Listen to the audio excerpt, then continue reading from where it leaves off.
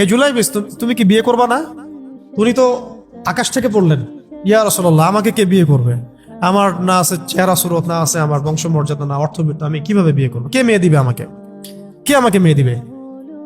তো ওদিন নবী সাল্লাল্লাহু আলাইহি ওয়াসাল্লাম চলে গেলেন, কিছু বললেন না। পরের দিন আবার বললেন, ইয়া ইয়া জুলাইবিস আলা তাতাজাওয়াজ, তুমি কি বিয়ে করবা না? একই উত্তর, ইয়া রাসূলুল্লাহ, আপনি গতকালকে এক কথা বললেন, আবার বলতেছেন বিয়ে করবেন, আমাকে কে বিয়ে করবে? তৃতীয় দিন নবী সাল্লাল্লাহু আলাইহি ওয়াসাল্লাম আবার বললেন, আলা তাতাজাওয়াজ ইয়া জুলাইবিস, তুমি কি বিয়ে করবে না হে জুলাইবিস?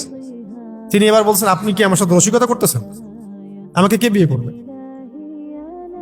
তো নবী সাল্লাল্লাহু আলাইহি ওয়াসাল্লাম বললেন যে অমুক আনসারী সাহাবীর বাসায় যাও, এখানে একজন বিবাহযোগ্য নারী আছে, মেয়ে আছে, তাকে গিয়ে বলো যে আমি রাসূল সাল্লাল্লাহু আলাইহি ওয়াসাল্লামের পক্ষ থেকে আমার বিয়ের প্রস্তাব নিয়ে আসছি। তিনি গেলেন, তারপরে বললেন যে আমাকে প্রস্তাব সহ পাঠানো হয়েছে। এর বাবা আর মায়ের রিয়াকশন ছিল অনেকটা সাধারণত যা হয় তেমন আর কি।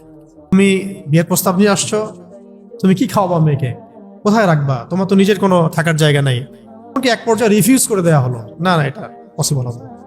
এই কথাগুলো, কনভারসেশন গুলো ভিতর থেকে শুনছিলেন সেই মেয়ে নিজেই, আনসারী সাহাবী। হে আমার বাবা মা, এই প্রস্তাব কে পাঠিয়েছে? নবী সাল্লাল্লাহু আলাইহি ওয়াসাল্লাম।